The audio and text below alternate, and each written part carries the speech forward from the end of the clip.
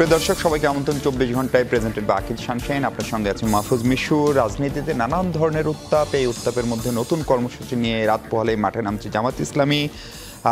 নিষিদ্ধ ঘোষিত আওয়ামী লীগের কর্মসূচি আছে এবং তার ধারাবাহিকতায় রাজধানীতে আজকে অন্তত 7টি জায়গায় ককটেল বিস্ফোরণের খবর এখন পর্যন্ত আমাদের কাছে। পুরান ঢাকায় আজকে প্রকাশ্যে গুলি করে একজনকে মেরে ফেলা হয়েছে। মুন্সিগঞ্জে বিএনপির অন্তর্দ্বন্দ্বে অন্তত একজনের মৃত্যুর খবর আমরা জানি। আরও এক জায়গায়ও বিএনপির মনোনয়ন সংক্রান্ত ঝামেলা চলছে। সেসব বিষয় নিয়ে কথা বলবো আমরা। কথা বলার জন্য আমার সঙ্গে স্টুডিওতে আছেন বিএনপির জাতীয় নির্বাহী কমিটির সদস্য আবু নাসের মাহমুদ রহমতুল্লাহ ভাই, স্বাগত আপনাকে। আছেন আমাদের সঙ্গে অ্যাডভোকেট সাইফুর রহমান, তিনি ডেপুটি অ্যাটর্নি জেনারেল সরকারের এবং তিনি বাংলাদেশ জামাত ইসলামীর মজলিসে শুরার সদস্য। অ্যাডভোকেট সাইফুর, আপনাকেও স্বাগত। এবং আমার সঙ্গে আরও আছেন মনিরা শারমিন, তিনি জাতীয় নাগরিক পার্টি এনসিপির যুগ্ম আহ্বায়ক। মনিরা শারমিন, আপনাকেও স্বাগত। আমি একটু আলোচনাটা শুরু করতে চাই মনিরা, আপনাকে দিয়েই করি। ঢাকায় হঠাৎ করে আমরা আজকে দেখলাম পুরান ঢাকায় ন্যাশনাল মেডিকেল কলেজের সামনে একজন শীর্ষ সন্ত্রাসী, যিনি মারা গেলেন, তাকে পুলিশের তালিকাভুক্ত তিনি শীর্ষ সন্ত্রাসী মামুন ইমন একটা গ্রুপ, দীর্ঘ পুরনো সেই গ্রুপের। সেটির চেয়ে বড় কথা হচ্ছে মামুন যাচ্ছিল আসলে আদালতে হাজিরা দিতে, সেখানে প্রকাশ্যে গুলি করে মারা হলো। সন্ত্রাসী বলেই কাউকে মারা যায় কিনা সেটি একটি ঘটনা, এবং এই ঘটনাগুলো আইন শৃঙ্খলা পরিস্থিতিকে কি বার্তা দিচ্ছে, অথবা যারা সন্ত্রাসী, পেশাদার সন্ত্রাসী, তারা নতুন করে সক্রিয় হচ্ছে কিনা ঢাকায়। এর বাইরে বেশ কয়েকটি জায়গায়, একটু আগে ল্যাবেডের সামনে একটু বাসে আগুন দেওয়া হয়েছে, বেশ কয়েকটি জায়গায় ককটেল বিস্ফোরণের ঘটনা। নিঃসন্দেহে এগুলোর দায় সরকার, আইন শৃঙ্খলা বাহিনী, স্বরাষ্ট্র মন্ত্রণালয়, আওয়ামী লীগ বা তাদের ঘোষিত কর্মসূচির উপরে চাপাবে। কিন্তু যারা সাধারণ মানুষ, যারা নাগরিক, তাদের নিরাপত্তা কে দেবে মনিরা? ধন্যবাদ। যারা দেখছেন তাদের শুভেচ্ছা এবং আমার বিজ্ঞ সহ-আলোচকদের শুভেচ্ছা। দেখেন, এই দায় চাপানোর রাজনীতি আমরা জানি যে দায় আসলে রাজনৈতিক দলগুলো সরকারের উপর দায় চাপাবে, এবং দেখা যাচ্ছে যে এখন যেহেতু আওয়ামী লীগ মাঠে কর্মসূচি দিচ্ছে সেখানে তাদের উপরে দায় চাপানো, কিন্তু সরকারের কিন্তু এখান থেকে নিস্তার নাই। এবং আমি যদি বলি, এই যে প্রকাশ্যে দিবালোকে দুইজন মুখোশধারী মানুষ একজনকে খুন করে ফেললো, এবং উনি একটা মেডিকেলের ফটক দিয়ে সে দৌড়ে পালাচ্ছিল এবং এটা আমরা দেখলাম। সুতরাং এই যখন অবস্থা, এবং আপনি খেয়াল করে দেখবেন যে আজকে সারাদিনে এই ককটেল বিস্ফোরণ এবং বাসে আগুন দেওয়া, এই জিনিসগুলো কিন্তু আসলে সাধারণ মানুষকে খুব ভীত সন্ত্রস্ত করছে। দেখেন, যখন আমরা কিন্তু এমন একটা সময় দাঁড়িয়ে আছি, আমরা নির্বাচন নিয়ে কথা বলছি, আমরা সব জায়গায় একই আলোচনা যে নির্বাচন, তো কিন্তু নির্বাচনটা কেমন হবে, এই প্রত্যেকটি দল তাদের নিজেদের এজেন্ডায় যেভাবে করে মাঠে নেমেছে, কালকে আরেকটি দল মাঠে নামছে, সেটা তাদের দলীয় এজেন্ডায়। কিন্তু সত্যিকার অর্থে যেই একটা, আমি যদি বলি, প্রধান উপদেষ্টা যেটা বলেছিলেন যে সর্বকালের সর্বশ্রেষ্ঠ নির্বাচন উপহার দেওয়ার কথা, কিন্তু আসলে নির্বাচন উপহার দিতে চাচ্ছেন, কিন্তু আসলে সেই জায়গা থেকে আইন শৃঙ্খলা বাহিনীর যেই সক্ষমতা কতটুকু, এটি একটা বড় প্রশ্ন। এবং সেখানে কি আসলে আমাদের এই যে দলীয় এজেন্ডার বাইরে এসে আমাদের রাজনৈতিক দলগুলোও কি সেই জায়গা থেকে, তাদের জায়গা থেকে আসলে কতটুকু সহযোগিতামূলক আচরণ করছে, সেটি একটা ব্যাপার। দেখেন, এই যে আজকে মুন্সিগঞ্জের যে ঘটনাটি আমরা দেখছি যে বড় বড় অস্ত্র, রাইফেল নিয়ে তারা আসলে গোলাগুলিতে লিপ্ত হয়েছে, এবং এই জিনিসগুলো কিন্তু এমনও না রাতের অন্ধকারে, এটি প্রকাশ্য দিবালোকে। সুতরাং এই সংস্কৃতি কিন্তু আমরা বহু বছর আগে দেখেছি। গৌরীপুরে যে সংঘাত হয়েছিল সেখানকার একজন আজকে মারা গেছে। জি, একদম। এবং গত কয়েকদিন ধরে তো চট্টগ্রামে যে ধরনের অস্থিতিশীলতা আমরা দেখছি, সেটি তো কোনোভাবেই মানে অ্যাকসেপ্টেবল না। সেই জায়গা থেকে দেখেন, এই যে দলগুলি বাংলাদেশের রাজনীতি করছে, 5 আগস্টের পরে তাদের কিন্তু কোনো পরিবর্তন আমরা দেখতে পাইনি। যেমন তাদের রাজনৈতিক সংস্কৃতির কোনো পরিবর্তন আমরা দেখতে পাইনি, এবং তাদের সেই সদিচ্ছাটুকুও নেই ন্যূনতম। এবং দেখেন, এই যে এই সময়টি এত অস্থির কেন, দেখেন 5 আগস্টের পরে এই আওয়ামী লীগের যে এলাকা ভিত্তিক যে সন্ত্রাসীগুলো, তাদের কিন্তু এক ধরনের ক্ষমতা অন্য আরেকটি দলের কাছে হস্তান্তরের একটি প্রক্রিয়া, সেই প্রক্রিয়াতেই কিন্তু গন্ডগোলটা হচ্ছে। আপনি যদি দেখেন যে মোহাম্মদপুর, মিরপুর, এখানে আমরা বড় বড় সন্ত্রাসীর কথা শুনছি, পিচ্চি হেলাল থেকে শুরু করে নানান বড় বড় সন্ত্রাসী যাদের কথা আমরা আরও আগে শুনতাম, তো তাদেরই কিন্তু ক্ষমতার এক ধরনের দ্বন্দ্ব। এবং এর আগে তারা থাকতো এক নেতার শেল্টারে, এখন আসলে নেতৃত্বের শেল্টার পরিবর্তন হয়েছে, তাছাড়া কিন্তু কিছুই নয়। সুতরাং এই জায়গা থেকে রাজনৈতিক যে সংস্কৃতি আমাদের, এবং আমাদের কিন্তু এই শেল্টারগুলো কারা দিচ্ছে এটি একটা বড় প্রশ্ন, এবং এটির কিন্তু শুধুমাত্র সরকারের উপরে আমরা দায় চাপিয়ে যে আমরা নিজেরা খুব নিস্তার পাওয়ার সুযোগ আছে, রাজনৈতিক দলগুলোর দায় আছে। অবশ্যই রাজনৈতিক দলগুলোর অ্যাডভোকেট সাইফুর রহমান, আপনি তো সরকারেও আছেন, আবার রাজনৈতিক দলের সঙ্গেও সরাসরি সম্পৃক্ত, এবং আপনি সংসদ নির্বাচনও করছেন চট্টগ্রাম 1 থেকে। আপনার কাছে আমার দুটো প্রশ্ন। একটা হচ্ছে যে এই যে ধরেন যে মামুন মারা গেলেন, বা চট্টগ্রামে যে শীর্ষ সন্ত্রাসী মারা গেলেন, বা ধরেন অভ্যন্তরীণ দলগুলোর দ্বন্দ্বে যা হচ্ছে, এই সন্ত্রাসীরা তো আসলে অনেকেই 5 আগস্টের পরে কারাগার থেকে বের হয়ে গেছেন। যারা রাজনৈতিক বা রাজবন্দী ছিল তাদের বিষয়টা আলাদা, সেটা হয়রানিমূলক মামলা। কিন্তু যারা কোনো ধরনের রাজনৈতিক মামলার আসামি না, সিরিয়াস অর্থেই সন্ত্রাসী দীর্ঘদিন ধরে, তারাও যে পালিয়ে গেল, তাদেরকে কতখানি আসলে উদ্ধার করতে পারলো রাষ্ট্র বা সরকার? আপনি রাষ্ট্রপক্ষের আইনজীবী বটে। দ্বিতীয়ত হচ্ছে যে বিপুল পরিমাণ অস্ত্র লুট হয়েছিল, তারই বা কতটুকু আসলে উদ্ধার করা গেল? যদি না হয়, তাহলে এখন যা ঘটছে সেগুলোতে হওয়ারই কথা নাকি? মানে এটাকে আমরা জেনে বুঝে একটা বিপদের দিকে পা বাড়াচ্ছি কিনা? ধন্যবাদ আপনাকে। যারা শুনছেন, দেশবাসী, আপনাদের সবার প্রতি রইল আমার সালাম। আসসালামু আলাইকুম। প্রসঙ্গটা খুবই গুরুত্বপূর্ণ, কিন্তু আলোচনা যদি আমরা করতে চাই তাহলে তীর যদি আমরা উপরের দিকে নিক্ষেপ করি, সেটা কিন্তু আমাদের দিকেই ছুটে আসতেছে। কারণ আমরা সকলে মিলে এরকম এক অস্থির পরিস্থিতি থেকে দেশটাকে মুক্ত করেছি একটা ঐক্যবদ্ধ আন্দোলন এবং ঐক্যবদ্ধ লড়াইয়ের মধ্য দিয়ে। কিন্তু ঐক্যবদ্ধ আন্দোলন বা ঐক্যবদ্ধ লড়াইয়ের পর দেশ যে জায়গায় এসে দাঁড়িয়েছে, এখন অনৈক্যের সুরটা কিন্তু বৃদ্ধি পাচ্ছে। আর এই অনৈক্যের সুরের মধ্যেই কিন্তু অঘটনগুলো একের পর এক ঘটে যাচ্ছে। কারণ এখন পরিকল্পিতভাবে একজন আরেকজনের উপরে দায় চাপাইতে পারে, এবং এইভাবে কিন্তু সন্ত্রাসীরা এই সুযোগগুলো কিন্তু পেয়ে যাচ্ছে। এখানে আমি যেটা বলবো প্রথমত হলো, আইনশৃঙ্খলা বাহিনী যে জায়গায় একদম ভেঙে পড়েছিল সেটা কিন্তু পুনর্গঠিত হয়েছে। আর আমাদের সরকারের একটা পলিসিও ছিল যে এরকম কাউকে এভাবে নির্যাতন করা যাবে না, এরকম করা যাবে না, এরকম করা যাবে না। তো এখন দেখা যাচ্ছে এই সুযোগগুলো কিন্তু তারা নিয়েছে, এই সুযোগগুলো তারা নিয়েছে। তাহলে পুলিশ যে অ্যাগ্রেসিভ মুডে সন্ত্রাসীদের বিরুদ্ধে যে এরকম অবস্থানে ছিল, 5 আগস্টের ঘটনার পর পরবর্তী সময় যারা আইনশৃঙ্খলা নিয়ন্ত্রণ করবে তারাও কিন্তু আন্ডার প্রেশারে ছিল। কেউ দেখা যাচ্ছে 100-200 আসামির মধ্যে এরকম পুলিশের অনেক অফিসার আসামিও রয়েছে, তো সে আবার আরেকজন আসামিকে কীভাবে ধরবে? তো এইরকম জায়গাগুলোতে, অর্থাৎ যে জায়গাগুলো দিয়ে সন্ত্রাস নির্মূল করা যায়, সে জায়গাগুলোকে অ্যাবসলিউটলি কিন্তু অন্তত তাদেরকে পাওয়ারফুল করতে হবে, তাদেরকে টেনশন মুক্ত রাখতে হবে, তাদেরকে ফুললি এবং কার্যক্রমে সক্রিয় রাখতে হবে। কিন্তু সেই জায়গাগুলোতে যে পরিমাণ আমাদের কন্টেনশন বা অ্যাটেনশন দেওয়া দরকার, আমি মনে করি সে জায়গাটা খুব কম হয়েছে। এবং দরকার ছিল এই পট পরিবর্তনের সাথে সাথে অনেক পুলিশ কিন্তু তার এই কর্মস্থলে যোগ দেয় নাই, কিন্তু সাথে সাথে সেই পরিমাণ পুলিশকে নিয়োগ দেওয়া হয়েছে। তাহলে কিভাবে আপনার একটা থানা পরিস্থিতিটা সামাল দিবে, তাদের কী পরিমাণ সামর্থ্য? আপনি এর আগে দেখেন, একজন পুলিশ অফিসার আমরা দেখেছি যদি জামাতের একটা লোকের দড়ি নিয়ে আসতে পারে রাত্রে জেএমবি বানিয়ে, তাহলে কিন্তু সে স্ট্যান্ড বাই ক্যাশ টাকা নিয়ে থানা থেকে চলে যেতেন। এরকম অসংখ্য তথ্য আছে। কাউকে গুলি করলে এই পরিমাণ টাকা, কাউকে গ্রেপ্তার করে দিতে পারলে এই পরিমাণ পুরস্কার, এরকম ছিল। এখন এই জায়গায় এসে পুলিশের এই সমস্ত কার্যক্রমগুলো নিয়ন্ত্রণ করা হচ্ছে। তাহলে একদিকে প্রশাসন পুলিশকে শুদ্ধ, সাধুপথ, আসল পথ, আসল চরিত্রে পরিচালিত হওয়ার জন্য চেষ্টা করছে আমরা প্রশাসন, বা আমরাও করছি। অন দ্য আদার হ্যান্ড এই সুযোগটা কিন্তু সন্ত্রাসীরা পেয়ে যাচ্ছে, এবং তাদেরকে নিয়ন্ত্রণের যে কঠোরতা দরকার, যে পরিমাণ সাপোর্ট দরকার, যে পরিমাণ পলিটিক্যাল ডিসিশন দরকার, সেই জায়গা থেকে। সেই সাথে কি আপনারা যাদেরকে মনোনয়ন দেননি, ধরেন আমরা জামাতের মনোনয়ন নিয়ে কখনো ক্যাচাল দেখি না, এবার সেটাও দেখছি, ফলে তারাও কি এগুলোকে একটু উস্কাচ্ছে? আমি এই জায়গাতে আসতেছি। তো সেই জায়গাতে আমার মনে হয় আমাদের একটা মজবুত অবস্থান রাষ্ট্রীয়ভাবে, যদিও আমাদের স্বরাষ্ট্রমন্ত্রী বলছে এটা আমরা জিরো টলারেন্স আমরা ব্যবস্থা নেব, তো ব্যবস্থা নিতে হলে একটা থানায় সে পরিমাণ ইকুইপমেন্ট থাকতে হবে। সে এর থানার ম্যাক্সিমাম গাড়িগুলো ফুরে দিয়েছে আগে, এখন সে নতুন আমরা কয়টা গাড়ি দিতে পারছি?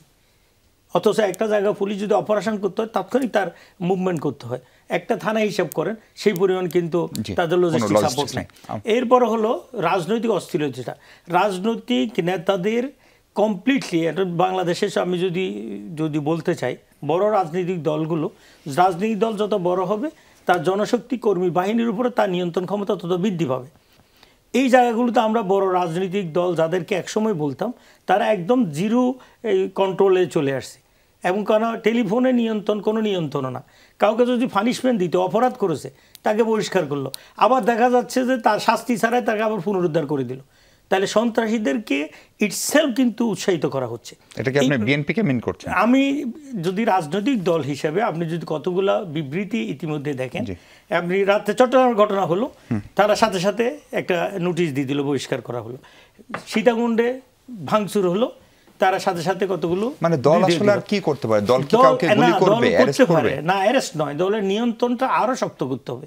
এখন মনে করেন আমরা একসময় দেখেছি কোনো ঘটনা ঘটলে সেন্ট্রাল থেকে পলিটিক্যাল পার্টির লিডার সরাসরি এলাকায় চলে গেছে, তার কর্মী বাহিনী নিয়ে তারা বসছে, তাদের কথাগুলো শুনছে এবং সাথে সাথে ডিসিশন দিয়ে দিছে, প্রশাসনকে জানিয়ে দিয়েছে এদের সাথে আমাদের কোনো সম্পর্ক নেই। রাজনৈতিক দলের আরো সক্রিয়তা আশা পজিশন যদি কোনো রাজনৈতিক দল নিতে না পারে এবং তার দলের জনশক্তি তারা যদি নিয়ন্ত্রণ করতে না পারে, পুলিশ যদি ওই মামলায় যদি কাউকে গ্রেফতার করে, তাকে আবার ছাড়িয়ে নেওয়ার জন্য প্রেসার তৈরি করছে। কিভাবে একটা রাষ্ট্র এটা নিয়ন্ত্রণে যাবে? আবার আপনার কাছে আসবো রহমত ভাই, আপনার কাছে এই প্রশ্নটা নিয়েই শুরু করি যে এই রাজনৈতিক যে পরিস্থিতি হচ্ছে, এইটা কি কেবলই আইন শৃঙ্খলা বাহিনীর ব্যর্থতা, নাকি এই সরকার যেহেতু সব দলমত নিয়েই গঠিত হয়েছিল, নাকি এর দায়ভার আমাদের বড় রাজনৈতিক দল হিসেবে বিএনপিকেও নিতে হবে?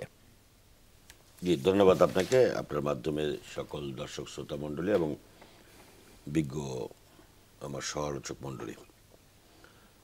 বিষয়টা হচ্ছে যে একটা দুর্বল গভর্নমেন্ট যখন দীর্ঘদিন ক্ষমতায় থাকে এবং সেই দুর্বল গভর্নমেন্ট তার নিজের দায়িত্ব থেকে সরে গিয়ে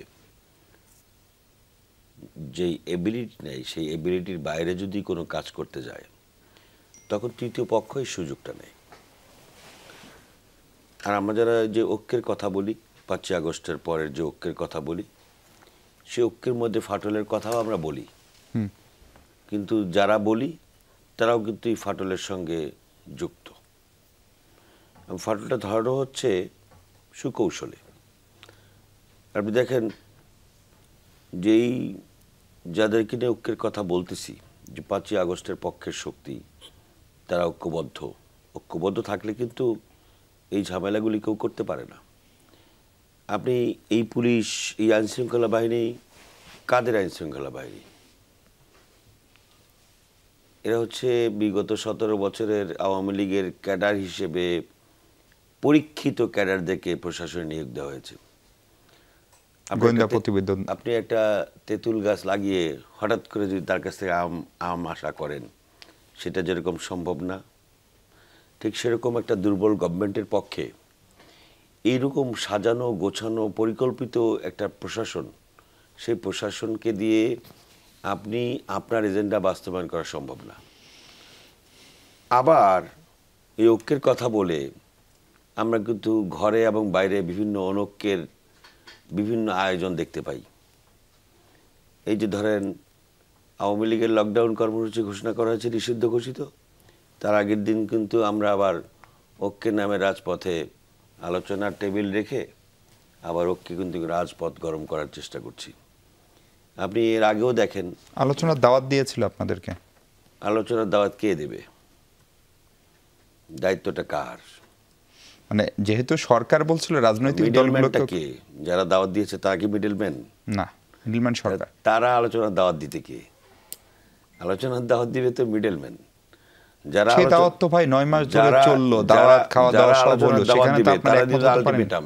যারা আলোচনার দাওয়াত দিবে তারা দিল আলটিমেটাম, মানে সরকার। সেটাই বলতে চাচ্ছি, যারা আলোচনার দাওয়াত দেবে, যে আসেন আমরা আলোচনা করে নিজেদের মধ্যে এতটুকু অনৈক্য তৈরি হয়েছে, এটার মধ্যে কতটুকু আমরা ঐক্য তৈরি করতে পারি, তারা দিল 7 দিনের আলটিমেটাম। তো অযোগ্য এবং অনভিজ্ঞ এবং দুর্বল একটা সরকার কিন্তু এই কাজই করে। তারা 9 মাস ধরে আলোচনার টেবিলে থাকলো, সেইখানে এই সামান্য ঐক্যটাকে তারা একসাথে করতে পারলো না। আপনি দেখেন যে এই যে গণভোট নিয়ে আজকে রাস্তায় আলাদা করে আলাপ করবো না, যে আমি অনৈক্যের বিষয়টা বলছি, যে অনৈক্যের যে চিত্রটা, আলোচনা চলছে, অপরদিকে রাজপথ গরম করা হচ্ছে। কার বিরুদ্ধে রাজপথ গরম করা হচ্ছে? ওই যে ভাই বললেন যে উপরের দিকে থু মারলে নাকি নিজের গায়ে পড়ে। আমার প্রতিষ্ঠিত সরকার, রক্তের বিনিময়ে অর্জিত সরকার, সেই সরকার দুর্বল হোক, অনভিজ্ঞ হোক, তাকে তো আমাদের কি সহযোগিতা করে চালিয়ে যেতে হবে।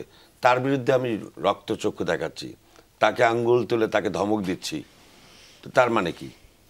আমি আলোচনার টেবিলে রাখবো, আবার আমার প্রতিষ্ঠিত সরকার তাকে আবার আমি বলবো এই ঘি কি যেন বললো, সোজা আঙ্গুলে ঘি না সোজা আঙ্গুলে ঘি না উঠলে নাকি আঙ্গুল বাঁকা করবো। কাকে বলছেন আপনি? এটা দিয়ে কি আপনি ঐক্যের পরিবেশ বজায় রাখলেন? তারা কি অতীতে কখনো এরকম যুগপৎ কর্মসূচি পালন করেছেন? ইভেন আওয়ামী লীগের বিরুদ্ধে, যেই ফ্যাসিস্টের বিরুদ্ধে কথা বলি, তাদেরকে কি এই শেষ 5 বছর 7 বছর 8 বছর আন্দোলনে তাদেরকে কি রাজপথে এই যুগপৎ কর্মসূচিতে পাওয়া গিয়েছিল? খোঁজা হয়েছিল ছোট ছোট দলগুলোকে নিয়ে, তারপর যুগপৎ কর্মসূচি বলে। তাহলে হঠাৎ করে আপনি যুগপৎ কর্মসূচি করলেন কোন ইস্যুতে গেলেন? যে ইস্যুটা আলোচনার টেবিলে সমাধান যোগ্য ছিল, যে ইস্যুটা আলোচনার টেবিলে সমাধান করলে মানুষ বলতো না যে 5ই আগস্টের শক্তির মধ্যে বিভেদ তৈরি হয়েছে, এবং তৃতীয় শক্তি, তৃতীয় পক্ষ ওই সুবিধাটি নিতে পারতো না, তারা লকডাউনের মতো কর্মসূচি ঘোষণা করার সাহস পেত না।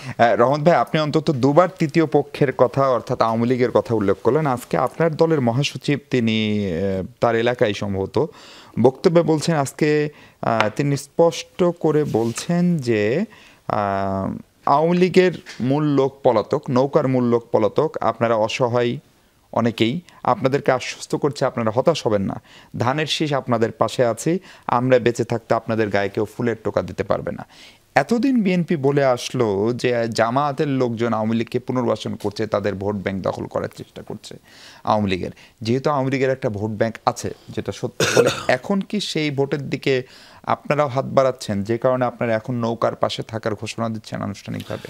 দেখুন, আপনি তো নাম ধরেই বললেন, জি, জামাতের বহুত প্রার্থী বিভিন্ন এলাকায় গিয়ে প্রকাশ্যে বলেছে যে আপনাদের গায়ে কোনো ফুলের আঁচড় কেউ দিতে পারবে না, টোকাও মারতে পারবে না, আপনারা, আমরা ক্ষমতা আসলে আপনাদের বিরুদ্ধে কোনো রকমের কোনো কিছু থাকবে না।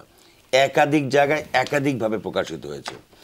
মির্জা ফখরুল ইসলাম আলমগীর দলের মহাসচিব হিসেবে নয়, তিনি তার নির্বাচন এলাকায় গিয়েছেন, তার ভোটার, আপনি বললেন যে একটা বড় অংশ তাদের ভোট এখনো আছে, ভোটারদের কাছে গিয়ে এই কথাগুলো না বললে, তাহলে যারা ভোট দিতে যাবেন আওয়ামী লীগের কোনো কারণে আওয়ামী লীগের সমর্থক, অনেক আওয়ামী লীগের সমর্থকটা কিন্তু 5ই আগস্টের আগের আন্দোলনেও কিন্তু রাজপথে নেমে এসেছিল, তারাও কিন্তু আওয়ামী লীগের সমর্থক, কিন্তু আওয়ামী লীগের আচরণে বিক্ষুব্ধ হয়ে তারপর কিন্তু তারা 5ই আগস্টের এই আন্দোলনের শরিক হয়েছে। সো তাদের ভোট চাওয়াটা প্রত্যেক রাজনৈতিক দলের অধিকার রয়েছে, সেটা জামাতও চাইতে পারে, সেটা এনসিপিও চাইতে পারে, বিএনপিও চাইতে পারে, অর্থাৎ আওয়ামী লীগকেই ভোট দিতে হবে। কিন্তু শুধু বাংলাদেশের নাগরিক, তিনি ভোট দিতে চাইলে যারা অন্যায় করে নাই, যারা অন্যায়কে প্রশ্রয় দেয়নি, বা যারা আওয়ামী লীগের অন্যায্য বা অপকর্মকে সমর্থন করে নাই, তারাও তো বাংলাদেশে ভোট দেবে, তারা বাংলাদেশের সাধারণ নাগরিক হতে পারে, তা আওয়ামী লীগ সাপোর্টার, তারা এসে ভোট দিলে তাদের অন্যায়ভাবে তাদের উপরে কোনো আক্রমণ করা হবে। এটা আমিও নিজে একজন প্রার্থী হিসেবে বা আমি একজন দলের কর্মী হিসেবে সেটা চাইতে পারেন, সেটা বলতে পারি। সাইফুর রহমান ভাই, আপনিও কি এইভাবে আওয়ামী লীগের লোকজনের ভোট চাচ্ছেন এবং তাদের নিরাপত্তা নিশ্চিত করছেন? যেটি ভাই বলছিলেন যে অনেক এলাকায় জামাতের প্রার্থীও সেটি করেছে, যারা অন্যায় করেনি তাদের তো নিরাপত্তা। ধন্যবাদ। আমাদের রহমতুল্লাহ ভাইয়ের কথা শুনে আমার ওই ছোটকালে ভাব সম্প্রসারণের কথা মনে পড়ে গেল। ভাব সম্প্রসারণে একটা লাইন লিখি দে আর এইটার উপরে একটা বক্তব্য দাঁড় করায়। মহাসচিব যেহেতু একটা বক্তব্য দিয়ে দিয়েছে, এটা তো আর এইখান থেকে ওনারা সরতে পারতেছেন না। এখনও নির্বাচনী তফসিল হয় নাই, এখনও ভোট কেন্দ্র নির্ধারিত হয় নাই, এখনও কিভাবে ভোট দিবে এগুলো ফাইনাল হয় নাই। তো এই অবস্থায় বক্তব্য দেওয়ার এটা দুইটা কারণ থাকতে পারে। একটা হলো প্লাস স্টেশন থেকে যে আসনে উনি যাচ্ছেন, সেখানে কিন্তু শিবিরের সাবেক কেন্দ্রীয় সভাপতি দেলোয়ার হোসেন প্রার্থী। ওই দেলোয়ার হোসেন সাঈদীর যে জনপ্রিয়তা, তার উপরে যে নির্যাতন করি, তাকে যেভাবে নিষ্পেষিত ওনার নামে ওইটা উপাধি আর কি, কিন্তু দেলোয়ার হোসেন হিসাবে এই শিবিরের সাবেক কেন্দ্রীয় সভাপতি। তো সে আসনের যে হারে লোকজন একদম এইদিকে ভাত ভাঙ্গা জোয়ারের মতো, কিন্তু ওই আসনে কি মির্জা ফখরুল ইসলাম আলমগীর কখনো হেরেছেন? না, কখনো তো আর দেলোয়ার হোসেন সাহেব ইলেকশনও করেন নাই। এইটার কিন্তু জামাত তো ইলেকশন করেছে। এটা না, ওই আসনে ওইভাবে ওনার কাউন্টারে সেটা, যেটা আপনি দেখেন 5ই আগস্টের আগে ঢাকা বিশ্ববিদ্যালয় কি শিবির কখনো জিতেছিল? রাজশাহীতে জিতেছিল, চট্টগ্রামে জিতেছিল। এখন কমপ্লিটলি টার্ন হয়ে গেছে, টার্ন ওভার। এখন ট্রেন যেহেতু উত্তর থেকে দক্ষিণ দিকে ঘুরে গেছে, এইটা কিন্তু আপনি এইভাবে সেভাবে যতই সাপোর্ট দিবেন এটা হবে না। কিন্তু একজন মহাসচিব এভাবে যখন একটা বক্তব্য দিয়ে দিবেন, এটা কিন্তু সারা দেশের এবং দলের বক্তব্য ওনার ব্যক্তির একক বক্তব্য হিসেবে চালিয়ে দেওয়ার কিন্তু আপনার দলের আমিরও তো আওয়ামী লীগকে নেতিবাচক কথা বলেছেন। না, এটা আমাদের দলের আওয়ামী লীগ নয়, আমাদের দলের আমির ফ্রম ভেরি বিগিনিং পরিষ্কার করে বলে দিয়েছিল, কোনো এলাকায় আপনি এটা আওয়ামী লীগ করে সেই জন্য তার বাড়িটা আপনি দখল করতে পারবেন না। কোনো এলাকায় সে অবৈধ টাকা আয় করে একটা ব্যবসা প্রতিষ্ঠান করছে, এই অভিযোগ এনে আপনি এটা দখল করার কোনো অথরিটি না। অথবা জামাতের কোনো নেতার উপর হামলা হয়েছে, তার সাথে রিলেটেড কোনো এফেক্টেড ব্যক্তি সেই শুধুমাত্র ওই যাদের আসামি তাদের বিরুদ্ধে মামলা করতে পারবে। কিন্তু দালাওভাবে এক মামলায় 100 জনের আসামি করা যাবে না। এবং আসামি করতে গিয়ে দেখা গিয়েছে যে একজন আসামির নামের পরিবর্তে প্রতিষ্ঠানের নামও লিখে দিয়েছে। মনে করেন অমুক বেকারি, তো হইলে হলো 100 নম্বর আসামি, তো বেকারি তো আসামি হইতে পারে না। তো এরকম মামলাগুলোর ক্ষেত্রে জামাত ইসলামের আমির বহু আগে ইনস্ট্রাকশন দিয়ে দিয়েছে যে জামাতের কারণে কোনো এরকম কোনো ব্যক্তি পার্সোনালি আমরা একভাবে ইয়ে করবো না। এখন কেউ যদি আমার উপর হামলা করে, আমি হয়তো ব্যক্তিগত এটা মাফ করে দিলাম। তো আমরা সেখানের যে বক্তব্য, জামাতের যে ওভারঅল যেটা বক্তব্য, আমার এলাকায় যে সমস্ত এলাকা বক্তব্য, প্রথমত হলো আমি আমার এলাকার লোকদেরকে আশ্বস্ত করেছি অন্যায়ভাবে কারোর উপরে জুলুম হবে না, কারো দখলদারিত্ব চলবে না। মির্জা সাহেব হয়তো সেটাই বলেছেন, সেটাই বলতে গিয়ে একটু ওভাবে ডাইরেক্ট বলে দিয়েছে আর কি, এতটুকু পার্থক্য, আর কিছু না। এটা একটু কেউ ঘুরে বলে, কেউ সোজা আঙ্গুলে কি খায় আর কেউ বাঁকা করে খায়, বিষয়টা এরকম। ডাইরেক্ট অনেকেই বলেছেন, অনেক প্রার্থী বলেছেন। আমরা একটা বিরতি নিই, বিরতির পর ফিরে আমরা একটু মনিরা আপনার কাছে জানতে চাই যে এখন মনে হচ্ছে সরকার একটা সিদ্ধান্তে চলে গিয়েছে যে একই সাথে নির্বাচন এবং গণভোট হবে, এবং সব ঠিকঠাক থাকলে হয়তো বৃহস্পতিবার উপদেষ্টা পরিষদের বৈঠকের পরে এই সিদ্ধান্ত জানার একটা ইঙ্গিত উপদেষ্টা সৈয়দ রিজওয়ান হাসান আজকে দিয়েছে। সেই সিদ্ধান্তকে এনসিপি কিভাবে দেখছে সেটি নিয়ে কথা বলবো আমরা। দর্শক, তার আগে ছোট্ট একটা বিরতি নিই।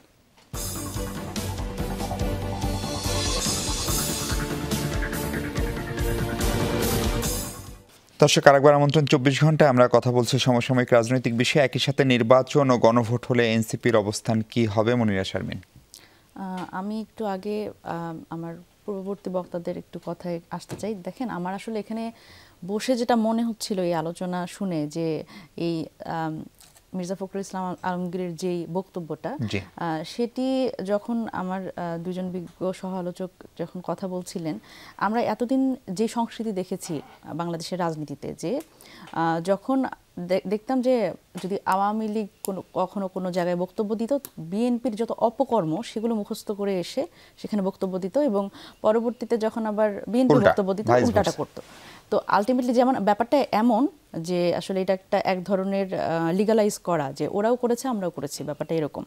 এখন পুরো বিষয়টা হচ্ছে যে এই মানে আমি যদি বলি বড় রাজনৈতিক দল হিসেবে নিজেদের যারা দাবি করছেন, তাদের আসলে পুরো এখন ফোকাসটা হচ্ছে ভোটের দিকে, ভোট ব্যাংক। তারা কিভাবে আসলে কোন বক্তব্য দিয়ে ভোট ব্যাংক বাড়াতে পারে, এই জায়গাতে আসলে তাদের ঐক্যের কোনো ঘাটতি নাই। আপনি দেখবেন তাদের ঐক্যের কোনো ঘাটতি নাই। এখানে তাদের মনে হবে না আসলে যে 1400 শহীদের কথা এবং এখানে যে প্রায় 30,000-এরও বেশি আহত, তাদের কথা মনে হবে না। আপনি আমাকে একটু বলেন তো, যে আওয়ামী লীগের সমর্থক, আওয়ামী লীগ করেছে, কোনো একজন ফেসবুক লাইভ বলেন বা কোনো জায়গায় এসে কোনো অনুশোচনা করতে দেখেছেন আপনি?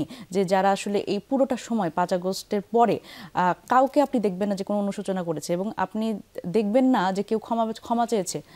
এবং উল্টা আপনি দেখবেন যে আমরা যখন আসলে এই ধরনের সংস্কারের কথা, জুলাই সনদের কথা বলছি, এই বিচারের কথা বলছি, তখন কিন্তু আপনি সামাজিক যোগাযোগ মাধ্যমেও দেখবেন যে তারা মানে একেবারে এত নোংরা ভাষায় তারা আসলে অশালীন ভাষায় মন্তব্য করছে। সুতরাং সেই জায়গা থেকে শুধুমাত্র ভোট ব্যাংকের কথা চিন্তা করে এই ধরনের আসলে পপুলিস্ট মন্তব্য যদি বিএনপির এত দায়িত্বশীলতার পক্ষ থেকে করা হয়, সেখানে কিন্তু সেই বিষয়গুলো কিন্তু আমাদের ভাবায়। আমরা যখন তরুণ রাজনৈতিক দল হিসেবে আমরা যখন নতুন রাজনীতিটা শিখতে চাই, এবং আমরা আশা করি 5 আগস্ট পরবর্তী সময়ে বড় দলগুলো 5 আগস্ট থেকে যে শিক্ষাটা, সেই শিক্ষাটা নেবে, সেটি আমরা সেখানে খুব আহত হই। আপা ধরেন আপা, আপনি ইলেকশন করছেন, আপনার আসনে আওয়ামী লীগকে আগে ভোট দিয়েছে এরকম লোকজন আছে যারা আওয়ামী লীগের কোনো কমিটিতে নাই, কোনো সুযোগ সুবিধা, পদ পদবি, বাণিজ্য কিছু করে নাই। সে যদি আপনাকে গিয়ে ভোট দেয়, আপনি তো আপনার ভোটার হিসেবে সবার কাছেই ভোট চাইবেন, ফলে সেই সমর্থকরা গিয়ে যদি শাপলাকলিতে ভোট দেয়, আপনি কিভাবে ঠেকাবেন? আপনার কি এরকম কোনো মেকানিজম আছে যে যারা নৌকায় আগে ভোট দিয়েছে তারা শাপলাকলিকে ভোট দিতে পারবে না? তাহলে মির্জা ফখরুল সাহেব বা জামাতের নেতারা যে কথা বলছে সেটা কেন ভুল হবে? দেখেন, এটা বলার মধ্যে এক ধরনের রাজনীতি আছে, আপনার এটা বুঝতে হবে। সেটা হচ্ছে যে শাপলাকলিতে ভোট দেওয়াতে তো অসুবিধা নাই, কিন্তু এই যে আসলে যখন আপনি এই ধরনের কথা বলছেন যে আওয়ামী লীগের সমর্থক আপনারা ছিলেন, আপনারা মানে এরকম অনেকেই কিন্তু এর মধ্যে চলে আসছে যারা কিন্তু আসলে পেট্রোনাইজ ফিল করছে। তারা ভাবছে যে ঠিক আছে, এতদিন আওয়ামী লীগের শেল্টারে আমরা ছিলাম, এখন কোনো অসুবিধা নেই, এখন আমরা বিএনপি শেল্টারে থাকতে পারবো, এরকম অনেক আশ্রয় খুঁজছে। এবং যদি একটু একই দিনে নির্বাচন ও গণভোট নিয়ে আপনাদের অবস্থানটা বলেন। আচ্ছা, এনসিপির পক্ষ থেকে একই দিনে নির্বাচনের ক্ষেত্রে আমাদের কোনো অসুবিধা, মানে বড় ধরনের অসুবিধা আমরা মনে করিনি। তবে আমরা ঐকমত্য কমিশনকে সুপারিশ করেছিলাম যে আগে হলে ভালো হয়। এটার পক্ষে আমাদের কিছু যুক্তি ছিল যে আমরা যেরকম আসলে বাংলাদেশের নির্বাচনী সংস্কৃতি দেখেছি যে একেবারে মার্কা ভিত্তিক প্রচারণা নির্বাচনের ক্ষেত্রে, এবং সেখানে তো নানান ধরনের টাকার ছড়াছড়ি, অস্ত্রের ঝনঝনানি এবং নানান ধরনের অস্থিতিশীলতা, সেটার কিন্তু খানিকটা আভাস আমরা এখনই পাচ্ছি। তো সেই জায়গা থেকে এই জুলাই সনদ বাস্তবায়নটি কোনোভাবে যাতে ব্যাহত না হয় এবং জনগণ আসলে এটির সাথে এক ধরনের সম্পর্ক যাতে তৈরি করতে পারে, এর জন্য রাজনীতিবিদদের তো আসলে জনগণের কাছে যেতে হবে, এটির পক্ষে এক ধরনের জনমত তৈরি করতে হবে। সুতরাং এই কারণে আমরা বলেছিলাম আগে হলে ভালো হয়, তবে একই দিনে হওয়া নিয়ে আমাদের আসলে কোনো, কিন্তু গণপরিষদ নিয়ে জামাতের যে রাজপথের কর্মসূচি, তার প্রতি আপনাদের কোনো সমর্থন নেই? যদি আপনাদের বিভিন্ন কর্মসূচিতে আমরা জামাতের সমর্থন দেখেছি অতীতে। দেখেন, আমাদের বিভিন্ন কর্মসূচিতে তারা যদি অ্যালাইন্ড ফিল করে তাহলে অবশ্যই মানে যে কোনো রাজনৈতিক দলই আসতে পারে। সেখানে আমরা যখন আওয়ামী লীগ নিষিদ্ধের ক্ষেত্রে আমরা সকল রাজনৈতিক দলকে কিন্তু আহ্বান করেছিলাম, ইভেন বিএনপিকেও আহ্বান করেছিলাম, কিন্তু তারা কোনো এক কারণে আসেননি আসলে। তো সেই জায়গা থেকে আসলে মানে জামাতের কর্মসূচি তো তারা আসলে ঠিক কী কারণে করছে, এবং এখানে হলো এটি আমি বুঝতে পারি না আসলে, সত্যি কথা বলতে। কারণ আমার এখানে মনে হয় যে তারা আসলে যেই মানে কর্মসূচিটা পালন করছে মাঠে, সেটা এক ধরনের আই ওয়াশ, এবং নিজেদের আমরা তো আসলে এতদিন ধরে শুনি নাই জামাত অনেক বড় দল, ইদানিং আমরা বলছি কথায় বার্তায় বড় দল হিসেবে জামাত। তো জামাত আসলে এক ধরনের নেগোসিয়েশন টুল হিসেবে ইউজ করছে এই মাঠের কর্মসূচিটা, যেটা দেখেন যেই বিষয়গুলো নিয়ে আসলে তারা মাঠে কর্মসূচি দিয়েছে সেই বিষয়টা তো আসলে আলোচনার টেবিলেও ছিল না।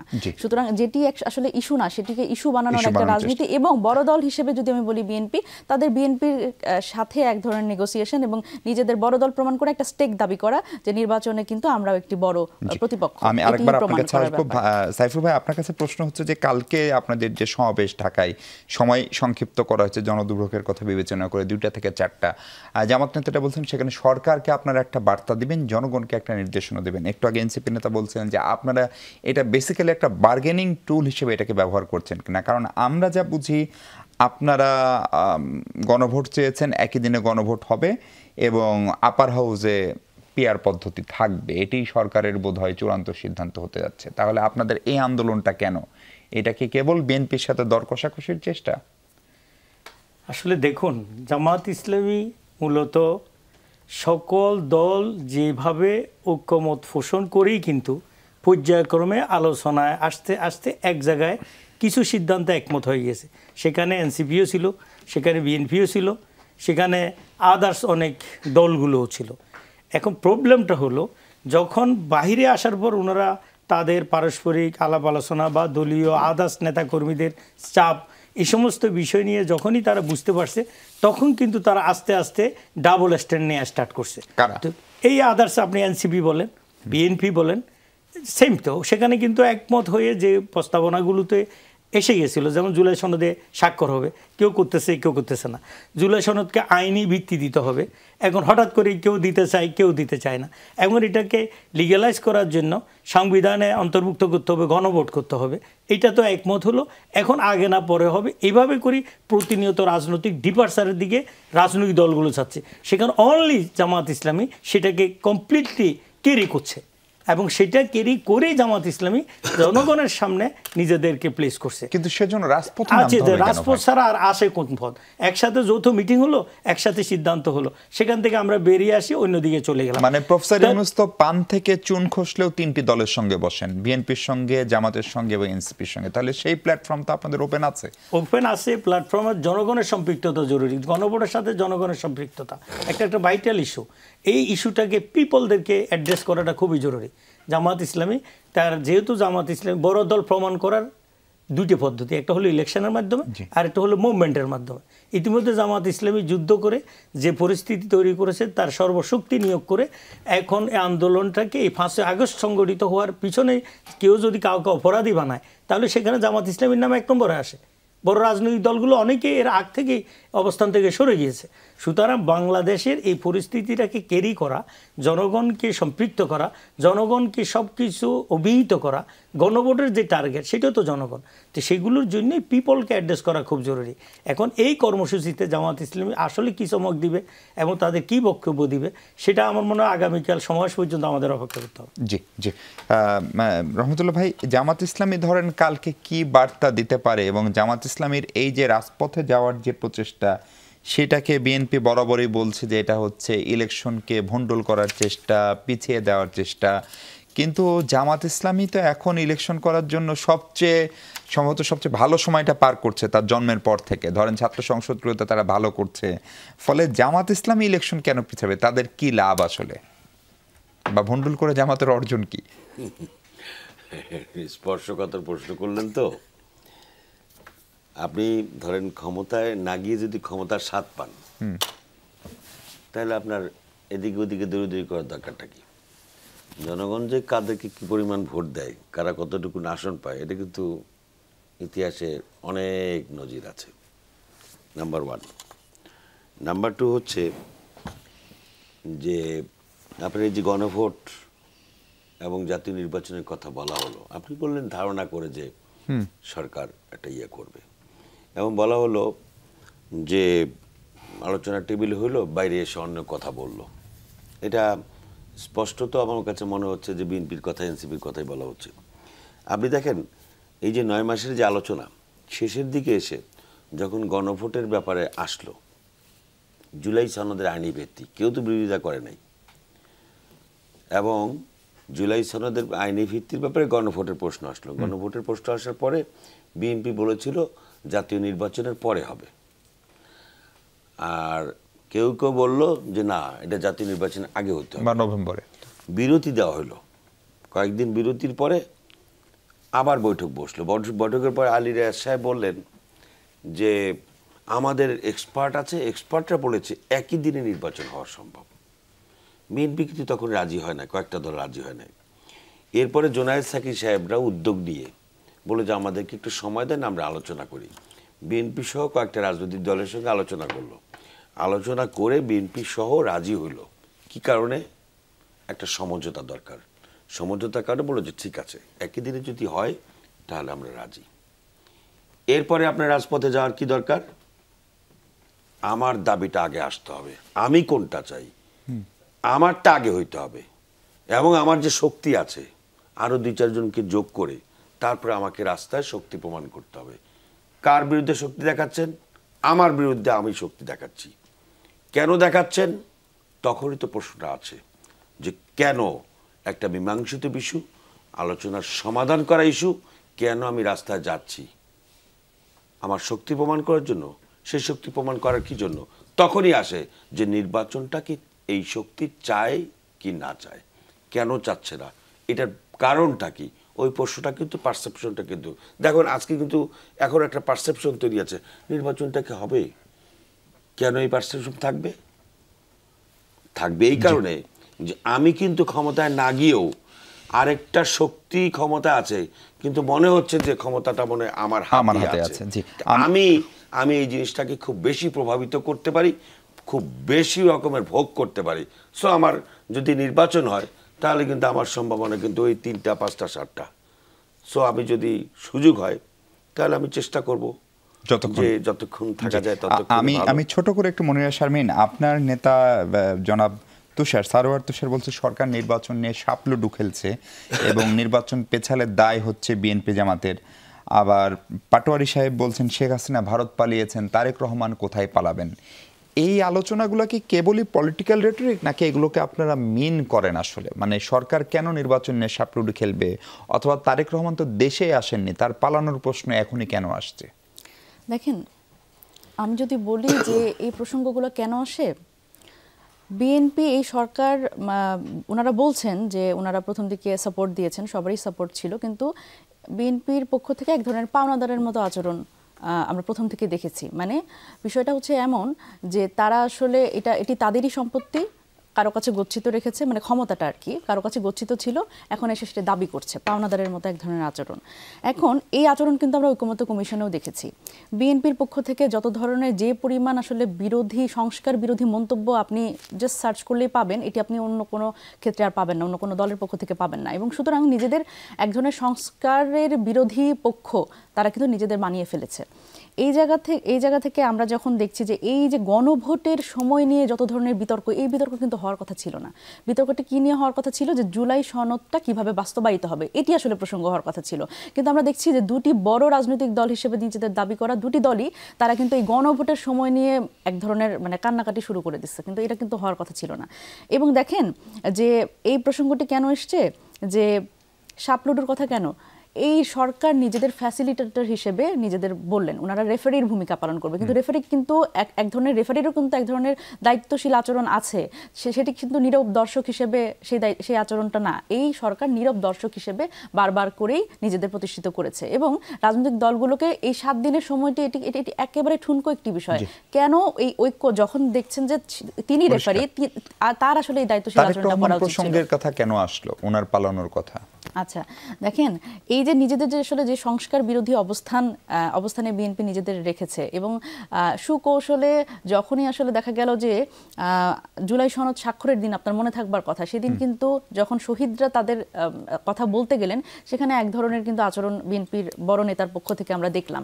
সেই জায়গাগুলো ঢাকার জন্য এখন আসলে তারা এই যে শহীদ পরিবারের একজনকে তারা অ্যাম্বাসিডার হিসেবে রেখেছেন। এখন সেই জায়গা থেকে আমি বরং মনে করি যে এই যে আমি গুম হওয়া পরিবারের একজন তুলি আপা, আমাদের অত্যন্ত সম্মানিত এবং এই স্নিগ্ধ, তারা যে আসলে বিএনপি রাজনীতিতে যুক্ত হয়েছেন, তাদের আসলে জিজ্ঞেস করা উচিত যে আসলে এই জুলাই সনদ বাস্তবায়ন না হলে আসলে আমাদের কি কারোরই পালানোর পথ আছে কিনা। সুতরাং এই জায়গা থেকে তারেক রহমানকে আসলে এইভাবে করে ইন্ডিকেটটা করা যে জুলাই সনদ বা সংস্কার বিরোধী যদি তারা সবসময় তাদের বক্তব্য বলেন, তাদের কথায় বার্তায় সবসময় যে সংস্কার বিরোধী যে অবস্থানটি তারা নেয়, সেটি কি আসলে মানে সত্যিকার অর্থে জনগণের ভাগ্য পরিবর্তনের পক্ষে থাকে নাকি বিপক্ষে থাকে? জি সাইফুর ভাই, মির্জা ফখরুল ইসলাম আলমগীর আজকে স্পষ্ট করে বলছেন যে মুক্তিযুদ্ধকে ভুলিয়ে দেওয়ার চেষ্টা করছে একটি পক্ষ, স্পষ্টত ইঙ্গিতটা আপনাদের দিকে। প্রশ্ন হচ্ছে এই 54 বছর পরে এসে জামাত কেন মুক্তিযুদ্ধ ভুলিয়ে দেওয়ার চেষ্টা করছে, এবং মুক্তিযুদ্ধের যে বয়ান সেটা মাঠে থাকলে জামাতের এখনো কি ভোটের মাঠে ক্ষতি হয় কিনা, সেই প্রসঙ্গে কথা বলবো আমরা। দর্শক, তার আগে আবার একটা বিরতি নিই।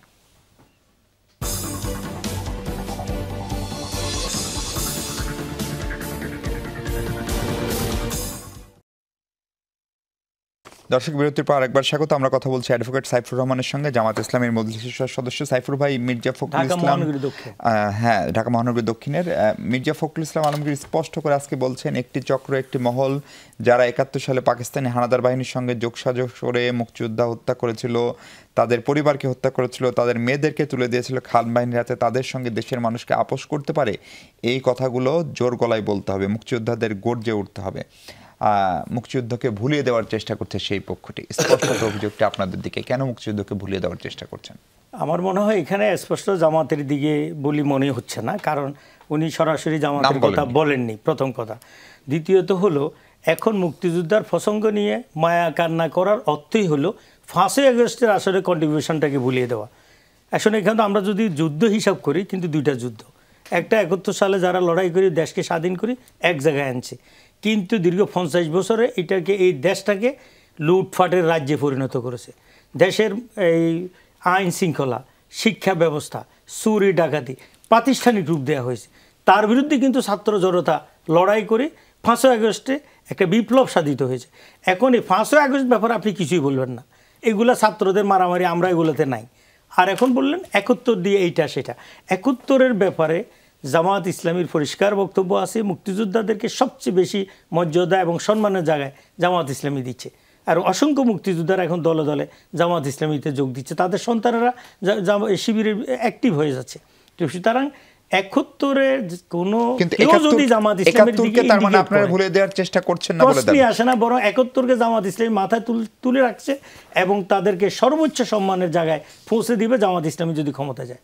জি জি রহমান ভাই, আপনি এই প্রসঙ্গে যদি একটু অ্যাড করেন যে মুক্তিযুদ্ধ নিয়ে যে বিতর্ক, জিয়াউর রহমান নিজে একদম মাঠের মুক্তিযোদ্ধা, তিনি স্বাধীনতার ঘোষক, ফলে সেই জায়গায় মুক্তিযুদ্ধ নিয়ে কেউ যদি অপব্যবহার করে থাকে সেই জন্য কি সেই দোষটা মুক্তিযুদ্ধের হয় কিনা? প্রশ্ন ওঠে না। মুক্তিযুদ্ধের বিষয়টা তো উনিও বলেন, মাথায় তুলে রেখেছেন। তো মুক্তিযোদ্ধাদের নাম ভাঙিয়ে বা মুক্তিযুদ্ধের চেতনার নামে আওয়ামী লীগ যা করেছে সেটাকে আমার সমর্থন করি না। আবার মুক্তিযুদ্ধের যে মূল চেতনা, মূল আকাঙ্ক্ষা, সেই আকাঙ্ক্ষাকে কেউ যদি পাশ কাটায় বা অবমাননা করে, সেটাও আমরা কোনো অবস্থায় বরদাস্ত করি না।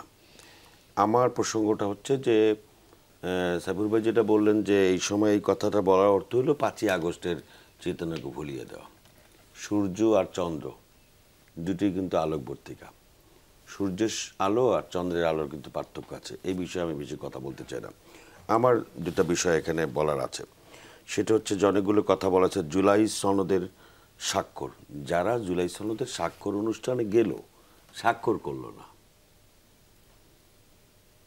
তারা কি জুলাই সনদ স্বাক্ষর হোক সেটা চেয়েছিল? আর জুলাই সনদ যারা স্বাক্ষর করলো তাদেরকে বলা হচ্ছে তারা জুলাই সনদের পক্ষের শক্তি না। এটা তো একেবারেই একটা দৃষ্টিকটু মন্তব্য। দ্বিতীয় প্রসঙ্গ হচ্ছে প্রথম দিকে এই সরকারকে সাপোর্ট দিয়েছিল, কথাটা বলা হচ্ছে প্রথম দিকে সাপোর্ট দিয়েছিল মানে এই পর্যন্ত বিএনপি বলে এসছে এই সরকারকে কোনো অবস্থায় ব্যর্থ হতে দেওয়া যাবে না। জনাব তারেক রহমান সাহেব বারবার উচ্চারণ করেছেন, এবং তাদের বিরুদ্ধে রাস্তায় কোনো ধরনের কোনো কটু বক্তব্য, হ্যাঁ সমালোচনা হচ্ছে যে শুধরিয়ে দেওয়া, এটা তো গণতান্ত্রিক একটা বৈশিষ্ট্য। প্রথম দিকে সাপোর্ট, এটা মনে হয় বলাটা ঠিক না। প্রথম থেকে এই পর্যন্ত এই সরকার যেহেতু আমাদের সরকার, আমাদের রক্তে অর্থে, আবার বলা হচ্ছে যে 1400 শহীদকে ভুলিয়ে দেওয়া। ভাই 1400 শহীদকে ভুলে যাবে মানে কি? 1400 শহীদ যখন হয়েছে তখন তো এনসিপি নামক কোনো দল ছিল। কিন্তু লন্ডন বৈঠকের পরে তো সরকারের বিরোধিতা আপনি একটু কম করেন। লন্ডন বৈঠকটা কখন হয়েছে?